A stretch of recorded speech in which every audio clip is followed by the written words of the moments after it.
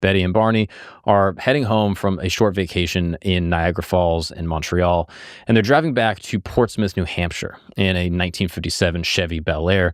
And with them, they had their dog, little Delcy. And they're going home, and they get on the road pretty late. And they're trying to just make it home in one shot. They're tired. They're like, let's just go. We'll make it. There's going to be no traffic, and we'll just get home in just a couple hours.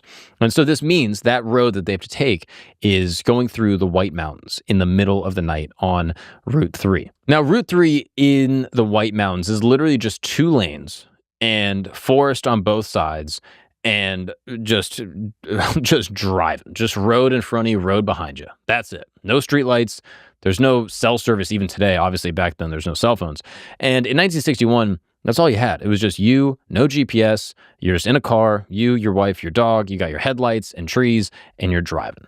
And then around 10:30 p.m., somewhere south of Lancaster, Betty notices this light that's in the sky. And at first, she thinks like it's a star, or maybe it's like a satellite, or like obviously this is like around like, space race time. So everyone's talking about space. So they're kind of looking up being like, oh, maybe it's like a plane. Like they can't figure out what it is. But then she realizes that it's moving, and it's moving as if it's staying alongside the car. So she points it out to her husband, Barney, and they pull over to get the binoculars out of the car. But when they look through the binoculars, the light isn't just a light anymore. It's an object, and it's getting closer. Barney tries to dismiss it. He's just like, oh, it's a commercial airliner. And, obviously his wife is like, honey, there's no airport. And he goes, it's just off course. They're taking a route. There's probably weather over there. So they're trying to go around the weather. It's all, he's trying to come up with something. Okay. Maybe it's a small plane. There's, an Air Force base that's not far away. So maybe it's like a military aircraft. But the object is doing things that no one had really ever seen a plane do. It's moving in these weird, irregular patterns. It's like stopping, it's hovering, drifting kind of silently, saucer-like. So they get back in the car and they keep driving, and they're a little freaked out. And now it's following them. So the object literally tracks them for miles, sometimes staying ahead, sometimes it's behind them, but it's always within their line of sight. And then eventually, somewhere near Indian Head, which is like a rock formation on Route 3, the object comes down and Barney pulls over again. And the thing is now hovering maybe like 80 feet above the road, directly in front of them. Barney grabs binoculars and steps out of the car, walking into like a nearby field to actually get like a clear look at it. And this is where Barney's recollection gets really specific. Through the binoculars, he sees a craft shaped like a pancake, is how he described it. It's wide, it's flat, and it has a row of windows around the rim.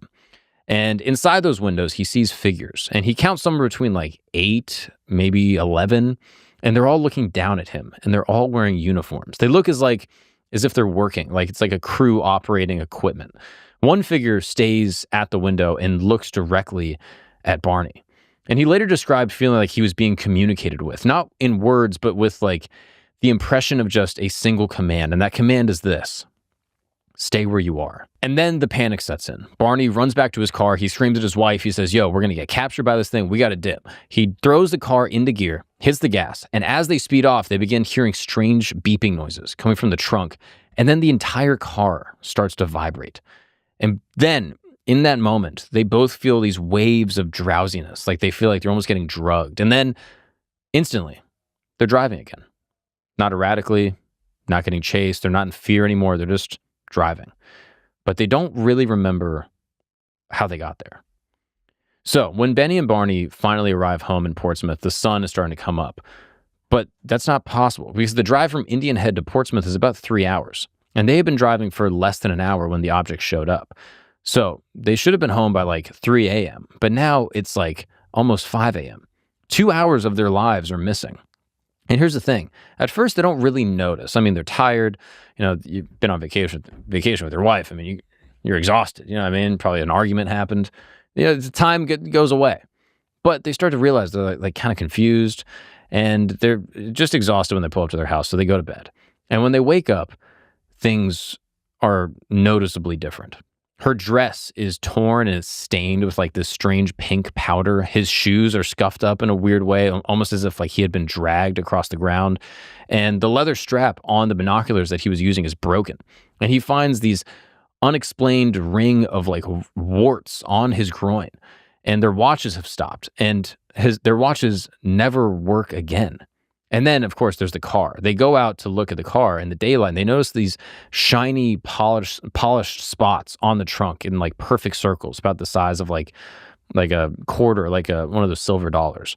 And Betty actually ends up testing the spots with a compass. And when she placed the compass near the circles, the needles just start spinning crazily, and then they behave normally just a few inches away. 2 days later, Betty calls her sister and tells her about this thing that happened to them and this thing that they saw and this weird sort of time, missing time phenomenon, like all the weird stuff. And her sister suggests that she contacts someone within the local UFO community.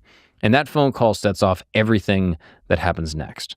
So now on September 22nd, 1961, 2 days after the encounter, Betty calls Pease Air Force Base and reports what they saw.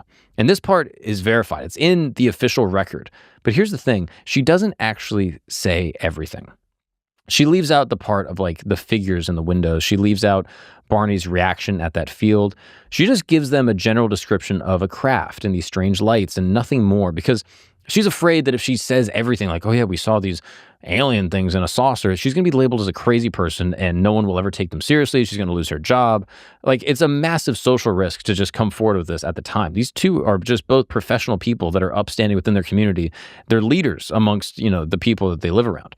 But one person did. One person took them extremely seriously. That's Major Paul Henderson. And he calls her back the same day and questions both of them extensively over the phone. And then the next day he calls again. He wants even more details. Henderson logs the case under the Air Force's official UFO investigation program, and this is now disclosed as Project Blue Book. He also files an Air Intelligence Information Report with the 1066 Air Intelligence Service Squadron. This is a unit solely responsible for organizing and analyzing all of these unidentified sightings that happen in the sky. But here's what makes the report really strange.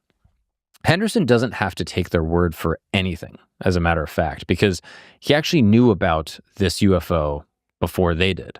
While Betty and Barney were on Route 3 that night, 2 separate Air Force radar installations near Pease logged an unidentified target. The radar data is attached to Henderson's report as supporting documentation. So the Hills aren't the only witnesses to this thing. The radar saw something too. And yet, Project Blue Book's initial conclusion on the Hill case was that maybe they just saw the planet Jupiter. Now, what's difficult about trying to chalk all of this up to, seeing like a bright planet in the solar system is that Jupiter doesn't follow your car. It doesn't hover 100 feet above the road. There's no windows on Jupiter. And it definitely does not register on an Air Force radar. Now, even Henderson's own report acknowledged that the object's behavior didn't match anything astronomical.